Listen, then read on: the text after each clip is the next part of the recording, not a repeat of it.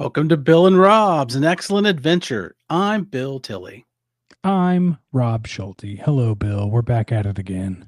We are indeed like a well-oiled machine, one might say. Well, and the oil is thick and viscous, and we're here to talk about it. I do have an update on the weird science front.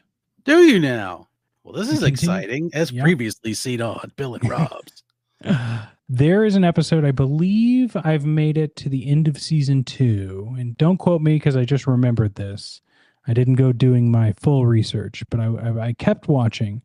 And there is an episode where Lisa makes a love bot for Wyatt. Oh.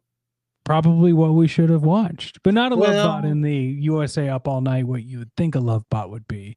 Sure. It's more like Gary got a date. In the miraculous world where some episodes they can get dates and other episodes they can't, Gary was like, oh my God, I finally got a date. But she has to double date. We need to double date with Wyatt. And Gary's like, Lisa, can you make a date for Wyatt? And it's a robot, and it's great. Good. Isn't it? Rob, have you ever been in that situation in real life where you've had a friend or you've been there where it's like it's a double deal? Like if one of you has to have a date, the other one does, or if one of you's got a friend, they introduce you to the other one's friend's friend, or I've never come into that situation in life. I had that discussion not that long ago, which was... I feel like it's only a television thing. Is it? That's what I said. I said, this must only happen on TV, because I've known literally thousands of people in my life, some very well, some very good friends, and none of them have ever put me in that TV situation of, oh man, you got to go find a date. Wait, I'll set you up with X. Or 2 dates on the same night. Ooh. That's never happened at all. Never. Yeah. I think that the closest thing that I've been a part of, whether on the receiving end or in the party helping in this scenario, is you always have a friend who is coming out of a breakup or something, and you're like, hey, a group of us are getting together. You should meet so-and-so, right? Not necessarily a setup, not necessarily a date, but just an understanding, a cultivating of like, there are other human beings out there, you know. It is possible that there is another creature that may find you somewhat appealing. They enjoy your aura. Anyway, the end of I thought this was the clever part. The end of that weird science episode, Wyatt finds out it's a love bot, confronts her, and is like, we can't do this. You're not human. And her response is, you're not a robot? And she's disgusted that he's a human. And she's like, we can't be together. At a certain point, your heart's going to fail. I'm going to live forever. Why would I ever want to be with a human? Oh, it's the reverse data argument. Like I used to talk with our friends. It's like, why does he want to be human? He's got super strength and super powerful, and he's going to live forever. Good job on them for subverting expectations. It was great. But we're not here to do that. And I will say, Bill, much like what I think we noticed in a couple of seasons, well, it just happens from time to time. We think of a theme and we think we've got a movie for it, but does it quite fit the theme? And I think I have fallen into that trap today. We're doing love machines. And I was like, well, why not Ghost in the Shell? Not much love happening in Ghost in the Shell. No, but there is some reflection on what it means to be human and the feelings that go along with it. So I will say that thought did cross my mind as I viewed it. And I'm like, Schulte, you skated by on that one. But a victory is still a victory. That's true. A W is a W. Don't talk to the Chiefs about that, folks. And the thing is that I think next week we're going to wrap it up with a nice little bow for Valentine's Day. It's going to be good. Although now that I'm looking at the schedule, I guess this is our Valentine's Day week episode. Whatever. It lives on forever. We're getting there. We're doing our best. Okay.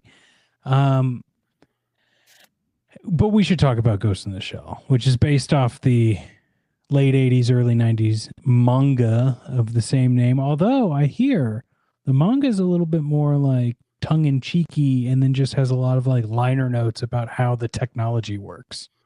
It's my So, understanding from my bit of yeah, research on that. I am not a manga guy and not really deep into anime, so this was interesting for me. I know it is a whole culture. There's a sure, million things about all of it. It has its own sure. fans and all that stuff. So I already knew. I'm like, this is going to be coming in with all kinds of history behind it. And it's been out long enough that you're probably going to get some multiple takes. But lucky me, this is my first take on it. So I get to just concentrate on what we watched.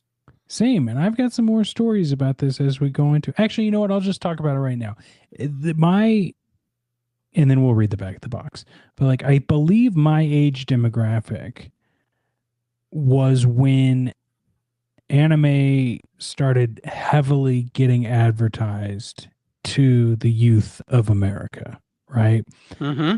Pokemon, Dragon Ball Z, and then just the loads of VHS tapes were hitting the Sun Coast for the kids who were growing up and like, well, I don't necessarily need Pokemon anymore, but I did love that animation style. And you know, the things like Final Fantasy games and stuff that like incorporated this style of Japanese animation. And I remember, you know, like Ghost in the Shell, Fist of the North Star, this era of like late 90s, early 2000s VHS tapes that we could get our hands on really was a turning point. You know, of course, Ghost in the Shell inspired a lot of Matrix stuff. The Matrix was huge around this time.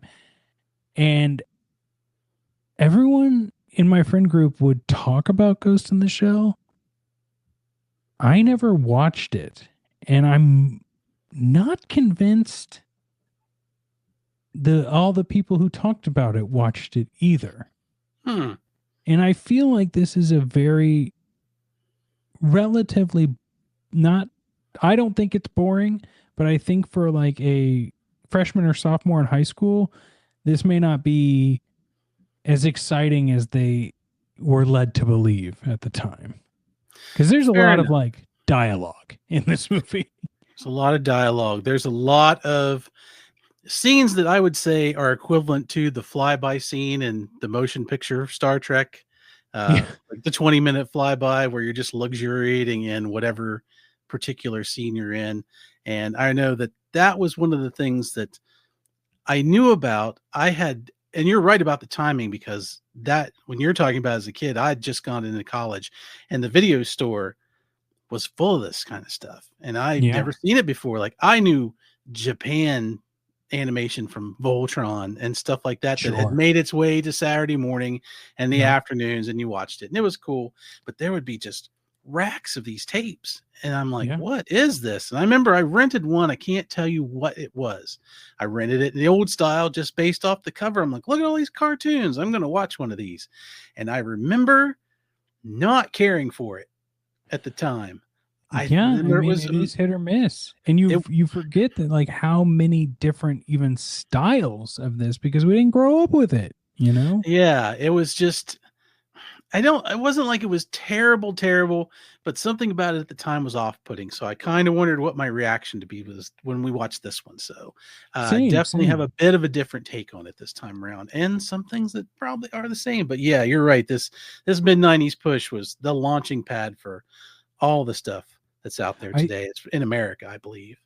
Yeah, I think now is the perfect time for me to see Ghost in the Shell. And I will say, Bill, that if you're looking for a good, like, just straight up thriller movie that's anime, I legitimately really, really like the movie Perfect Blue. I think it's one of my, it's like in my top four on Letterbox. And I'm not an anime guy, as we can tell. I did not have the history here, but Perfect Blue is a lot of fun. How about I read the back of the box to Ghost in the Shell? How about you do that? I want you to jack into the internet of the 90s and pull all this information up to your data core, release it through your vocal processors to the fine, fine friends we have out there. I will be doing that, and I'm realizing some of my notes didn't save, but we're gonna address that as the episode goes on because I've got this back of the box and it must be read.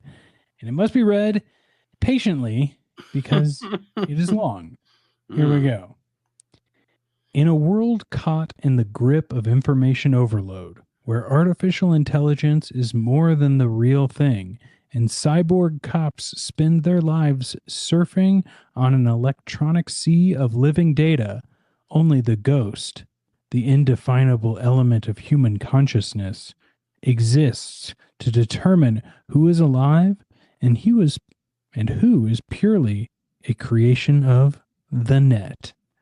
Major Motoko Kusanagi is an elite officer in the Section 9 security force, a cybernetic agent so heavily modified that little more than her ghost remains.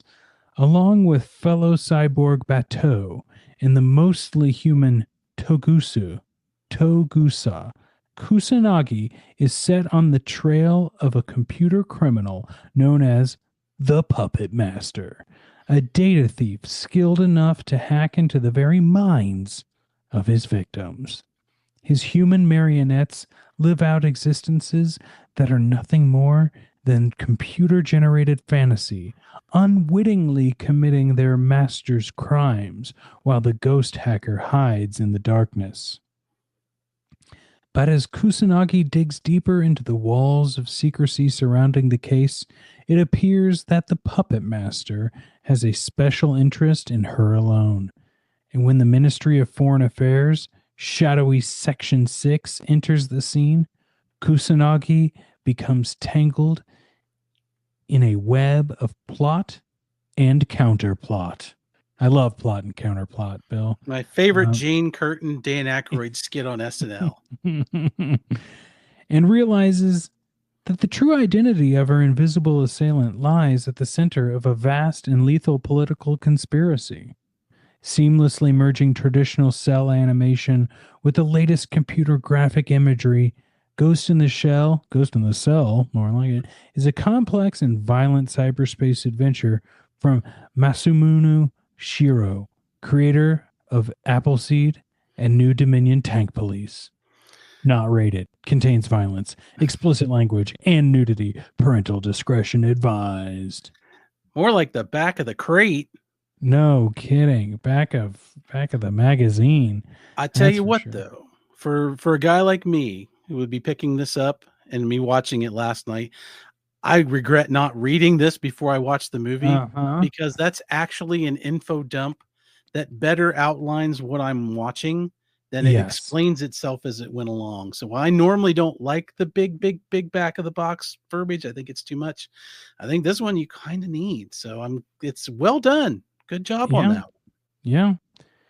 It is very helpful because this movie, it's weird because it doesn't spoon feed you information, but it also doesn't make it overly complicated, right? Like you could Right. just watch this movie and understand what's going on. And then if you watch it again, you'd probably be like, oh, I didn't catch that and be fine. And then you could also see the 3 hour YouTube video of people dissecting every scene. Like it works on all those levels, but it isn't one of those movies where you're just like, I'm so confused, but it looks good, you know? Right. Agreed.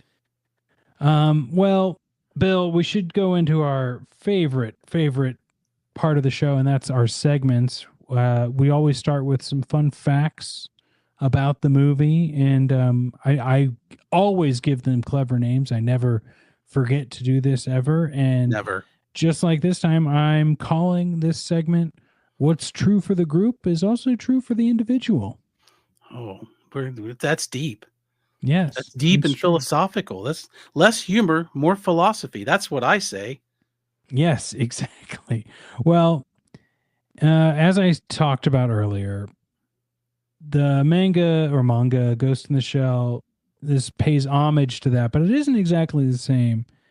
Um, we find that the characters, I don't know, I guess it's just what it feels like. It's like in a book, right? You're going to get some new information and some information altered for the video. I think the thing I brought up earlier about there being a lot of like liner notes and explaining how the tech works sounds interesting, but I'm so glad we didn't get that in the movie itself. I don't need to necessarily know how all the tech works.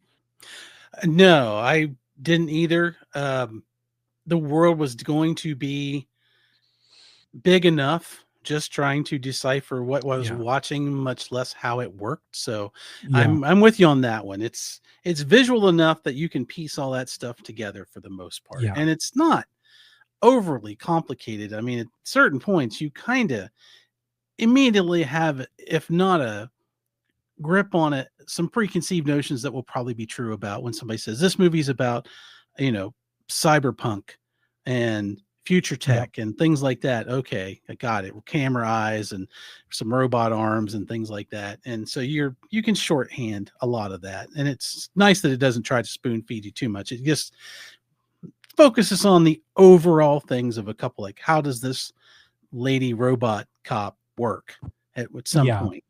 Yeah. Well, what's one of your facts? So, having seen this as a having seen a lot of movies over the years pulled from comic books at this particular time, most of them had failed. Yeah. So, it's one of those things where you're like, if you and there if you've read the book, whatever the book is, you'll get the movie can't be that good. If you've seen the movie first, you read the book, you've always got that weird crossover. And so I did watch some interviews from the creators of this movie, and I won't pretend that this is one of those things where it's like I can't find any facts. It's like there's so many facts about this movie. Yeah. I personally would never find something that nobody doesn't know or hasn't seen Yeah. before. Yeah. But their overall uh, feelings as they were doing these interviews about the project, where they felt like this movie was going to become probably a cult movie at the Mm-hmm. very least. They wanted it to be something that visually introduced anime and manga to specifically American European audiences. It's like, and it became a legend, and they were all shocked in some ways by that because that's not what they set out to do. And I was fascinated to think, all right, you didn't set out to set the world on fire. You took this project that people clearly had invested in, and many people loved, and you managed to turn it into something palatable for viewing audiences, which was great. And I think that's a great, humble way to approach specifically big projects and franchises or things with anything with a deep, deep history. That's something that's come before. It puts you in a good headspace, I think, to make a movie like this because Yeah. it's going to give you a little bit of fear that you don't want to mess it up. It's going to give you some passion because you want to do right by it.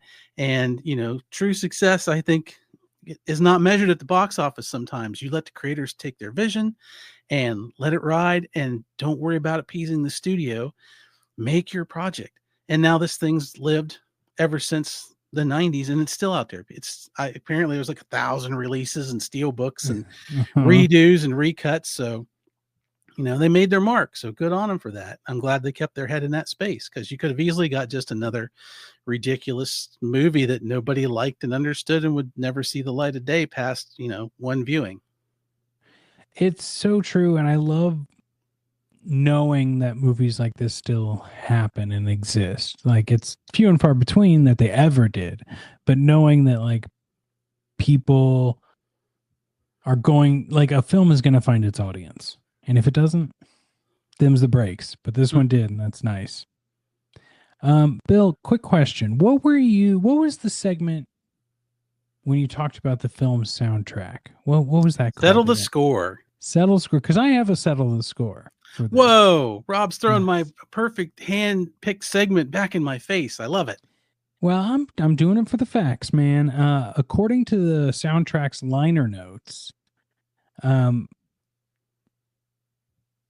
the choral song that plays throughout the film, like with all those high pitched voices and everything, is actually a wedding song sung to get rid of evil influences.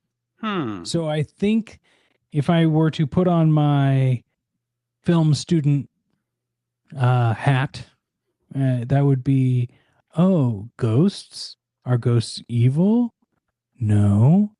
Are robots evil? No. Okay, so we've got this score going the whole time, making sure that like the evil stays away because there's very few legitimate quote bad guys in this movie. as we find out later on. Now, the government conspiracy, that's a whole nother story, but in our main cast. So that was kind of fun. Interesting. Yeah. It is an interesting soundtrack. I got a lot of different vibes from this thing. One in particular, Mhm. which I'll talk about later, but it had that choral moment with those voices. It gets your attention. And Oh yeah. for me, it was a jarring way, but in another way, I kind of set my brain to look at things like this and go, all right, this is coming from rooted in a different culture, and Yeah. you've got to just kind of let yourself go with it. But I'm glad that this wasn't. I'm glad it wasn't a tone they kept through the entire movie, because that would have been too much. It would have been Too unnerving. much. Yeah. I'm right there with you. Well, what's your last fact? What's your last true for the group? True. The What's true for this individual, Bill? That's what I'm trying to ask. what's true for me and what's true for as far as the YouTube video goes.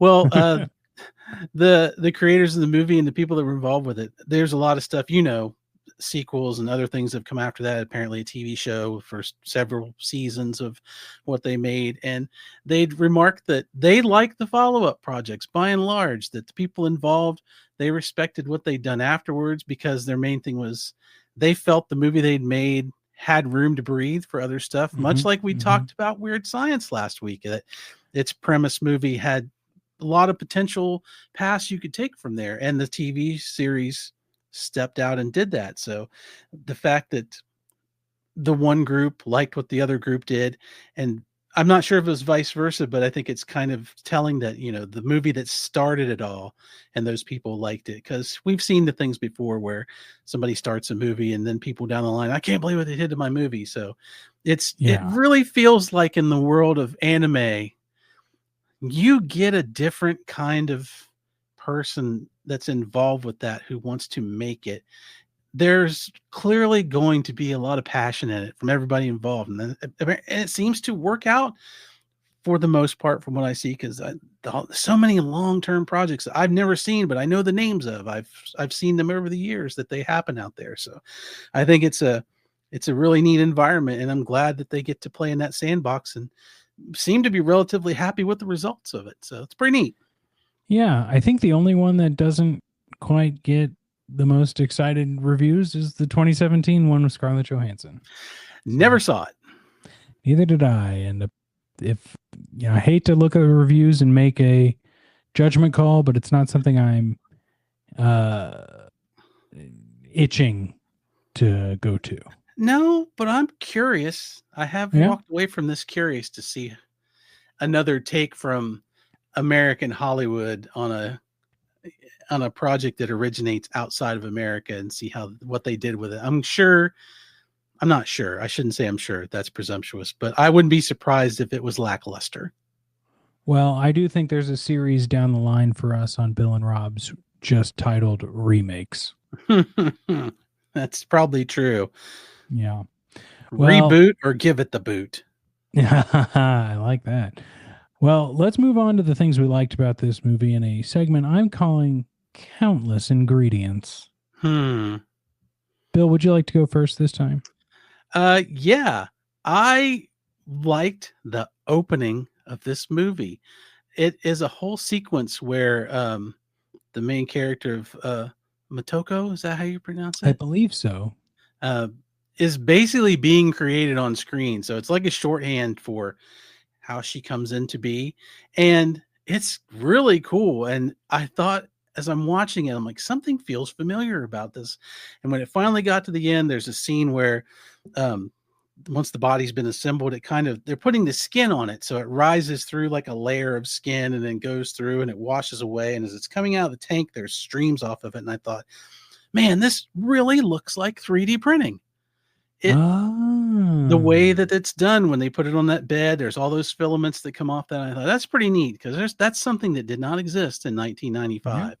And this clearly is not exactly that, but the logic of, you input something into a computer now and something physical can come out of another machine on the other side. Like, we're not at the sentient robot section of humanity right now, but we're in that doorstep of things we can do. So that really kind of it really hit a theme for me. I was really excited once that happened to go like, oh, I guys didn't know what you were doing back then, like that way, but look how that turned out. It's you could almost see that in real life today. So that was pretty cool. Yeah, on that note, I wrote down as I was watching this, the whole film looks phenomenal. Yeah, Like yeah. it just does. And that was one of the scenes that jumped out to me that I was just like, I'm ready for this. Because so much can be told with just like, it would do, like putting her head together and then boom, credits. And then it would be the bodies getting adjusted, boom, credits. And then like you said, it just walked us through it. And that paired with like some of the like cityscapes and the chase sequences, like there was just so much about this that I I just really like the look of it. It could have been, we'll get to dislikes later, but it makes up for a lot of like of things people could complain about in this movie. Um they get tamped down, I think, pretty quickly by just the awe of it. Agreed. And that's my second like is the same as yours. It's the art style because I've drawn things. I've been a fan of comics my whole life. And just to look at something on that on the screen, anime that I've seen, and I think it's agreed this fairly universal, it is amazingly detailed. Like Mm-hmm. the amount of time it would take to draw these cityscapes, I can't even really put it in to my head what it took because they're sweeping and there's so many different scenes and they change like the street lights and the streets and the people and the carts and like nothing is bland. It is all hyper detailed and I don't really know how they did it in those early days just drawing them. It kind of set me back in my seat and it carried Yeah. me through the parts of the movie that I did think were dragging a little bit because you've still got to watch this movie and look around and Yeah. go, it's just, it's not photo real, but it's kind of like, like an aha video. Like it's pretty Yeah. close that you could almost feel like you could walk through it and all the parts for everything on the room, for all the buttons are going to be on the coffee pot. Every light's going to be in the street. Every sign's going to have enough words on it. It's amazing. You can just lose yourself in it.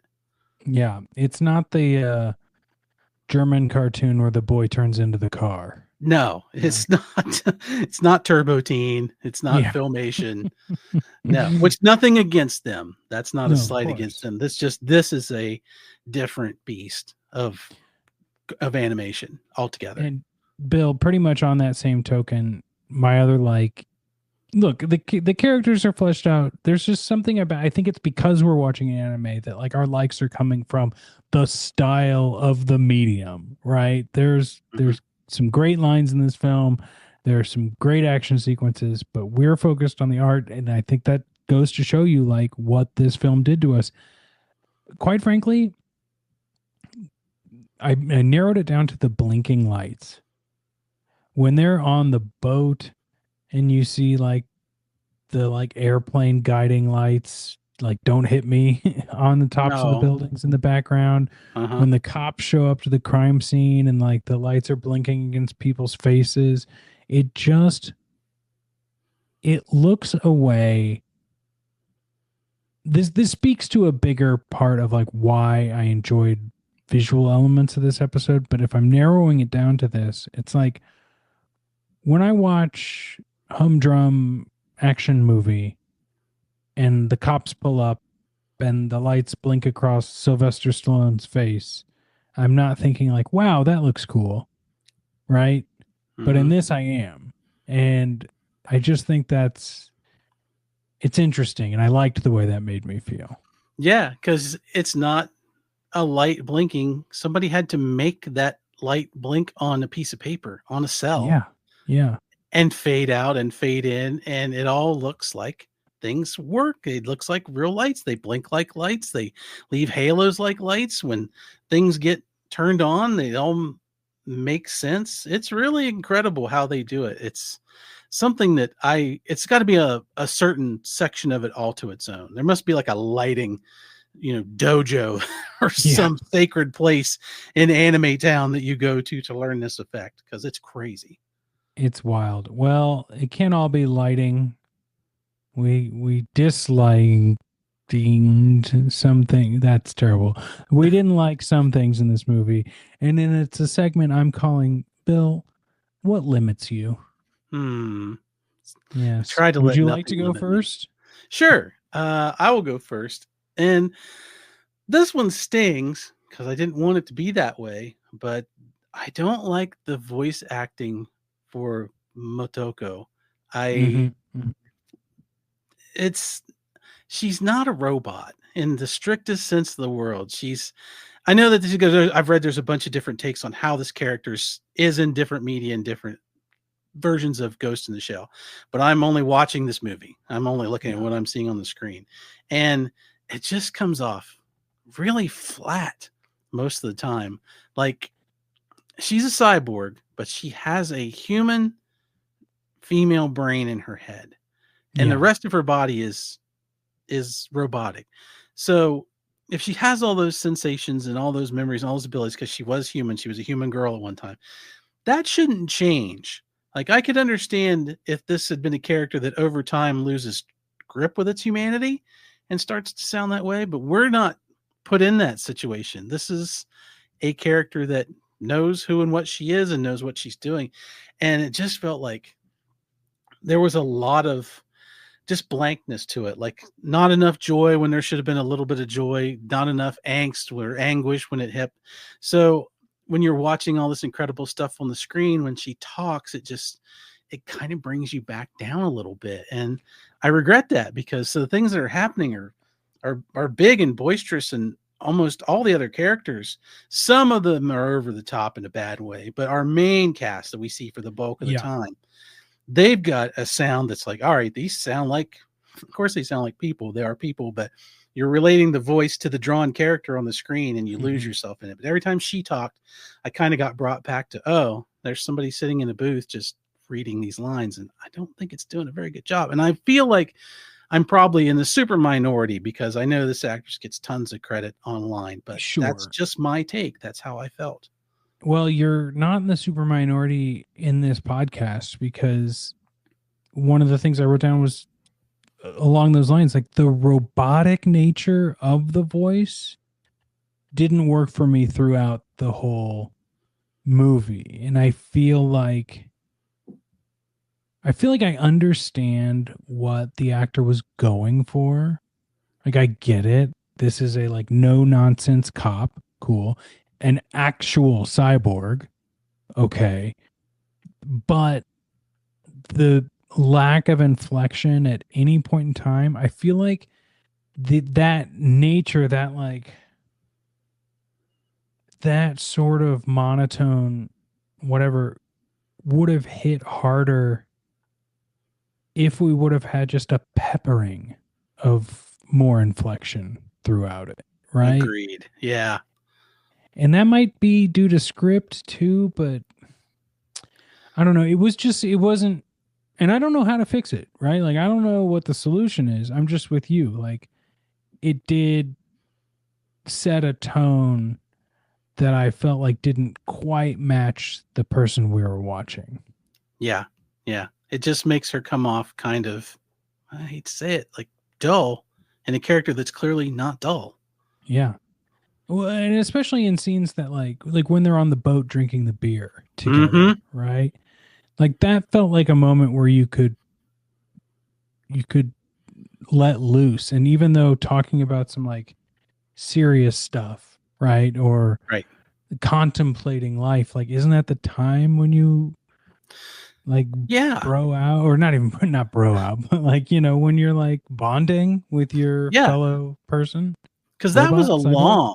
that was a long Yes. scene. That was a long speech that she gave, and it's basically frozen on her face with just her lips moving and some movement in the background. So it's not like it's a human actress or actor who can sit and look in the camera and you can see their eyes moving or their cheeks flush or whatever. It just sat there. So you've got to do it with your voice. And when it's just like, okay, now I just kind of feel like you're just reading your script Yeah. to me and I'm not And I really do into it. respect the Well, I do respect like the intention to like not make the eyes blink for a cyborg, right? Sure, But sure, like your point of like, well, you read more in a live action film because there's just so much more that we as humans, whether we're right or wrong, grasp from what's going on in someone's facial features. right. So, yeah. Well, did you dislike anything else, Bill?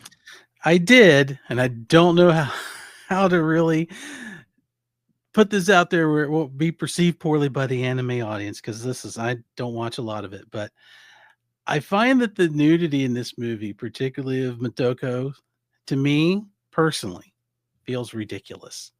I Mm-hmm. didn't get it from the very start, and I know that that is a part of a lot of anime, and I think it's probably because it's part of a lot of the stories and it has human relationships in them, and so they tell them just like they would tell any other movie, and that makes perfect sense.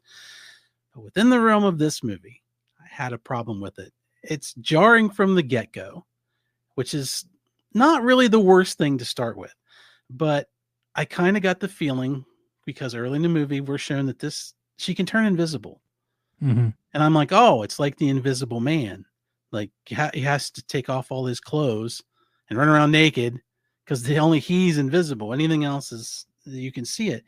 But that's not the case because Yeah. she whips off her overcoat and she's pretty much naked from everything down to like her past her waist. And she's kind of wearing like two straps and like boots or leggings. Yeah. And so they turn invisible. So I immediately thought, why is it necessary for her to be topless and, ass out for these scenes? It's not necessary. And they're not giving me any explanation for why it could be necessary. So I was totally lost to this point. And every time it happened, all I could think of was, why? I mean, I know you're a robot. You're not cold. You're a Yeah. cyborg. Excuse me. No, sorry. I don't mean to disingenuously label robots versus cyborgs. Two different things. Don't write us letters. We don't have a mailbox. Yeah. Um, but I didn't like it. It just felt weird and it made me feel weird watching it. And, Well, I think I probably had that same reaction to the earlier one I saw back in the day, just because if it's not in context, I don't understand it. And if it's not in context and it's not just like a 80s TNA teen movie, okay, I understand it. I don't might it's probably not a very good reason to have it, but I don't know. It just lost me completely. I mean, I think you hit the nail on the head. I think that's why it is like an 80s TNA, teen slasher, or teen comedy. That's probably why it's in this action film too, right? I And I yeah, I think mean, it's whatever the reason they have for it in a movie there. And look, I'm sure there's countless articles out there about culturally why it's happening. I'm right there with you. Like within the film itself, it doesn't seem to make sense, except for the fact that they wanted to do it.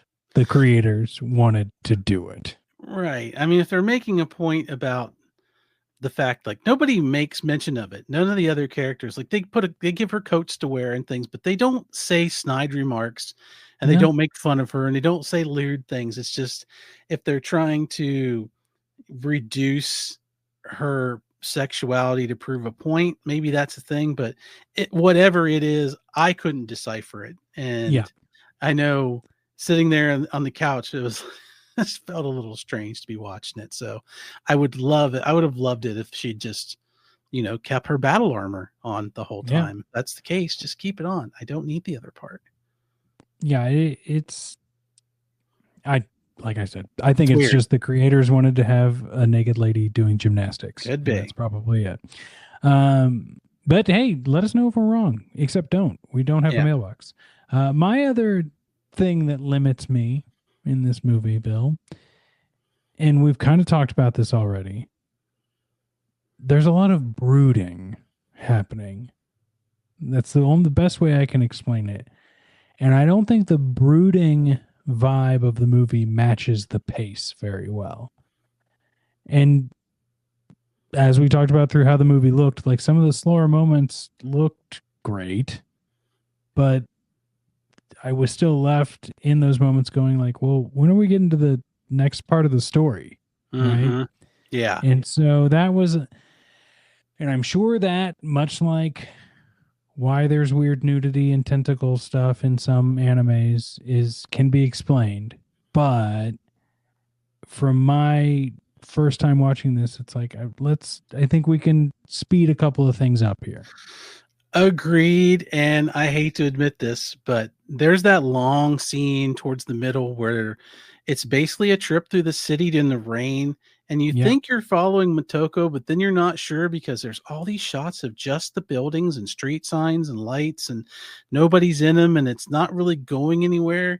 And I did hit the fast forward button one time on my remote. Bill broke his own rules, I didn't, everyone. I'm like, you Did were, you sit through all the credits of this one?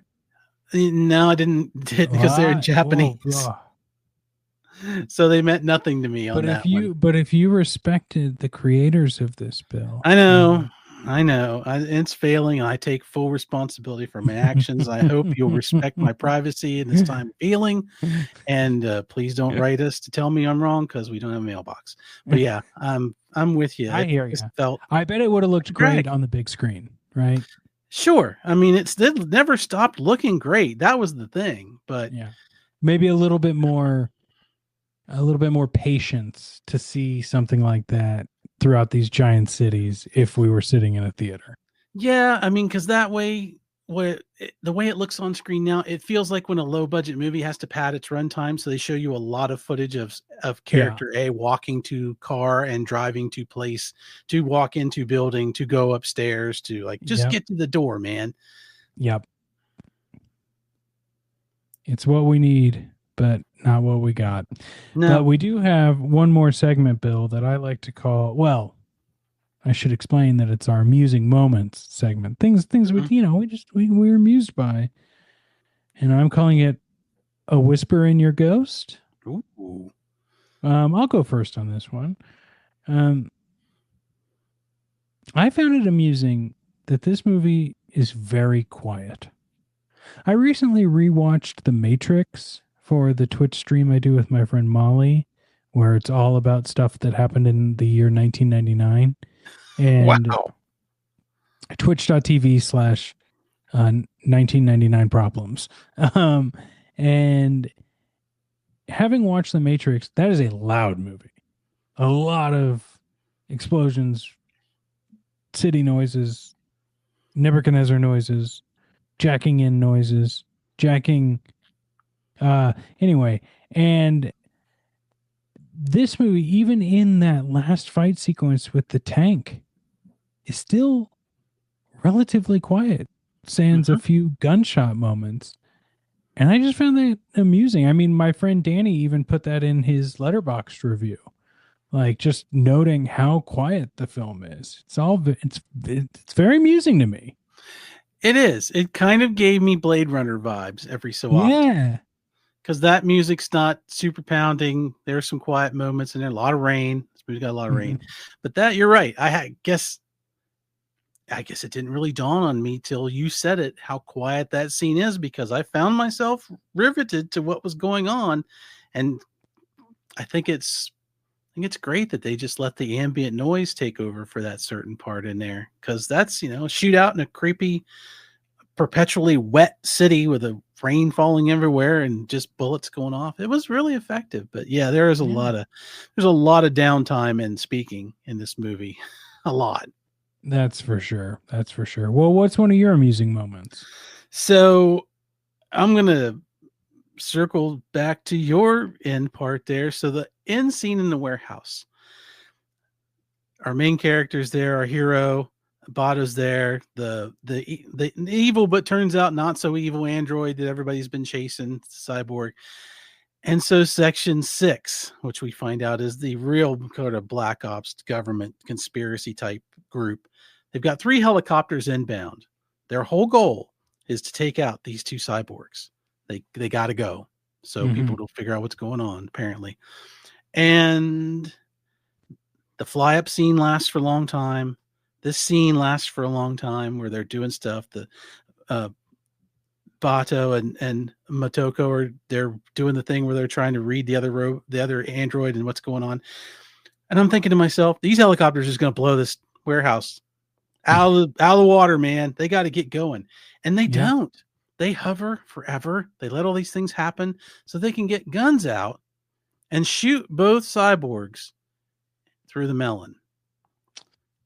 And yet you're flying gunships. Why Yeah. didn't you just incinerate this whole building? It's just another building. Nobody's going to ask questions. It's I the future, was man. We have no idea. I was just like, this feels like a management scenario. Middle management Yes. got a hold of this as the helicopters left the pad, and they're like, well, you know, I don't know if committing full blast is the idea. Maybe missiles aren't the best. It's going to be a Maybe we lot should of go. internet paperwork. I mean, we haven't run this past a focus group yet to see how they. Maybe you guys should just can you just shoot them in the head and just Yeah. take that? Like We'd really appreciate it. it was a weird choice because when you see 3 gunships show up over top of your building, you kind of expect the rain to start falling in fire, but nope, not this You time. would think. You would think. Well, Bill, I love that. I didn't even think about that, and that's why we do this, so I can hear these amusing moments from you. Mm-hmm. I just want to point out another just amusing moment because it generally just made me chuckle. And that is at the end, like Motoko gets ripped to shreds, Mm-hmm. essentially, by this tank. And as she's laying there, Bato comes up and is like, "You don't look so good." She's like, "I've had better days." And it's just like, damn. Like that is Yeah. actually just a funny die hard level line Yeah. exchange. It's like the only Arnold line, I think, in this entire movie. Yes. And Yes. it's good. It's a good job. Yeah. And I need your help with this. When Motoko gets eviscerated, she's pulling on a hatch. She's trying to open a hatch to get inside this tank. Mm-hmm. Does the tank actually rip her apart? Because when I watched it, it looked like she just pulled so hard that her arms and legs flew off. Well, I think that didn't help, but there were like little pieces coming up and like grabbing her. So Okay, like as good. yeah. Yeah. I was like, I mean, she gets beefy there for a minute. right. She hulks out. Yeah, I mean things are happening under the endoskeleton, but Yeah. I missed that part because I thought, is it possible to tear yourself in half just by trying to open a door? Because I got a door that sticks coming into this office, and I don't Well, want my wife to find me laying there, stumpified. That would be bad. but then she'll also find out that she's been married to a cyborg, and that's a whole other realm of questions you're just not needing to answer right now. No, I'm fully self-aware. I wouldn't be Yeah. surprised. I can Yeah. handle it. Well, Bill, what's your final amusing moment? Your whisper in your ghost. This was a whisper. This came up and whispered in my ear. So, about 54 minutes into this movie, there's the scene where everybody from Section 9 is trailing the car that has the Puppetmaster in it. They've launched a tracker on it. So there's this whole helicopter up. Motoko's in the helicopter, the ground, Bado's on the ground, everybody's on the ground. They're tracking it, and it's going through the city. And all of a sudden, like you said before, all the dialogue goes silent. Mm-hmm. And this really soft music kicks in over top of everything. And I was like, I felt this before. When? Oh, yeah, this is a Michael Mann movie. This is totally Miami Vice. I don't know if they intended to pay homage to Miami Vice, but I could absolutely have seen, and I want this. If I'd seen an anime Crockett and Tubbs come off a side street in the Ferrari and just pick up the tail, that would have been awesome because it just hit. I'm like, this is a perfect kind of way to do a thing that I'm always in favor of. It's a great moment if you can do the Miami Vice pickup in your tail and just bring it all down to just the sound of the road and a little bit of maybe little Dennis DeYoung in the background or little Russ Ballard. Go for it. So that just made me smile. Yeah. Well, I got to tell you, Bill, I think some of was Section 6. Some of those government guys were wearing, I believe, a jacket with a turtleneck at a certain point. Might have even had a mullet. So I wonder what Neo Miami looks like in 2029. When's this movie? I think 2029. something like that. 2079. Anyway, it's the future. We don't have to It's understand it. it's always the future. Well, Bill, the future has converged with the present on this episode, where we have now reached the final segment called Five Nights for a Dollar, where we have to rate this movie. And would you like to remind any new listeners what that means?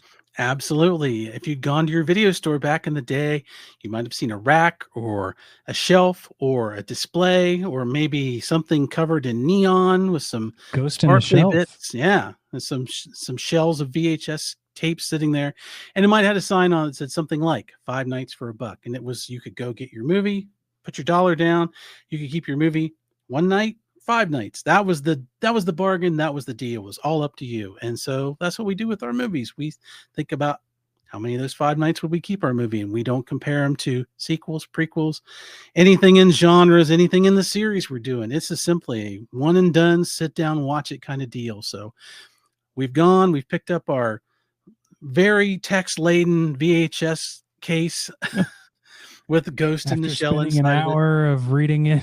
Yeah, yeah. It's going, man. I don't.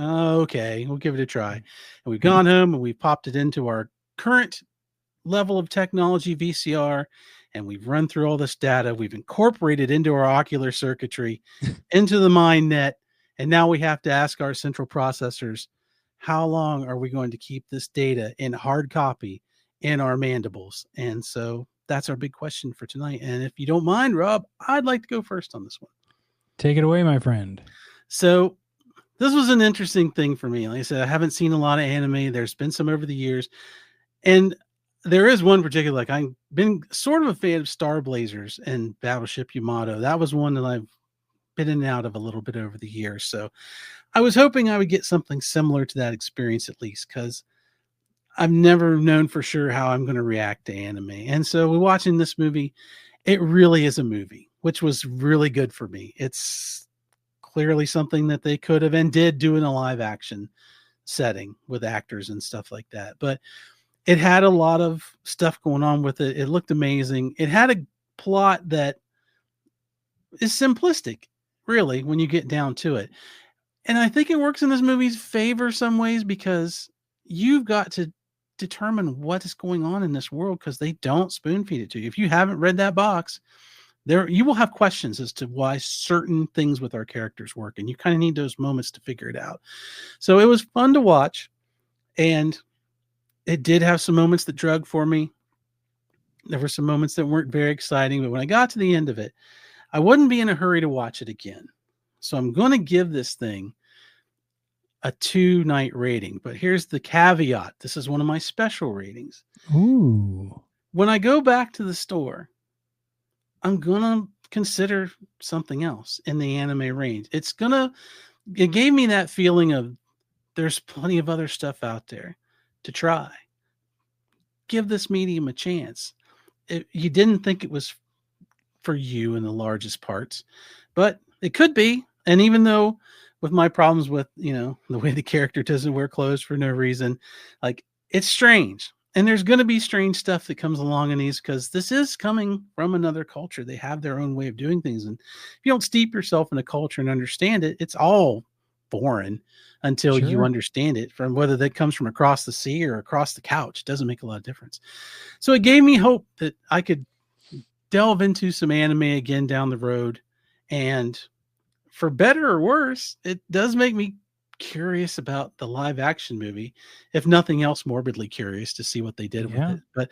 But overall, it gave me a positive spin again on watching some anime down the road. So I would be much more willing to give it a try after seeing Ghost in the Shell, because Ghost in the Shell is clearly an outstanding piece of this culture. I'm sure it's up there with, I know the term Akira is held in high regard in the anime circles. So it gave me a positive experience. I'm not going to run back to watch it, but I would definitely be down for watching something like it if I thought that's what was inside that box. So it left a good impression on me. 2 nights with a lingering respect for anime. Bill, I love to hear it. And you gave me an idea. We're shaking things up this year on Bill and Rob's. And we usually do 6-episode seasons. What about a 4-episode season called Anna May? And each week of May, we talk about a different anime. We could do that. I I think would be it's I would be down for that, especially after considering all the positive things I just said. I got to put my yeah. money where my mouth is. Look at that. You pick Put two, me I on pick two. Schulte putting me on the most polite blast a friend can put them on. Like put up or shut up, and I like it. I just think it could be fun because I I'd like to, you know, and going into I'll go into my 5 nights. I think I owe it to myself to explore more anime. I, as much as I like thought you know, it was the thing to do in early high school years, I didn't really watch a lot. I watched some Dragon Ball Z, like I said. I, you know, I think it was 2 years ago, watched Perfect Blue for the first time, as I suggested. Absolutely loved that movie. Thought it was incredible. And so watching Ghost in the Shell, I didn't quite get the same vibe that I got from Perfect Blue, but there's so many other movies out there that I've never seen. You know, Princess Mononoke, Spirited Away.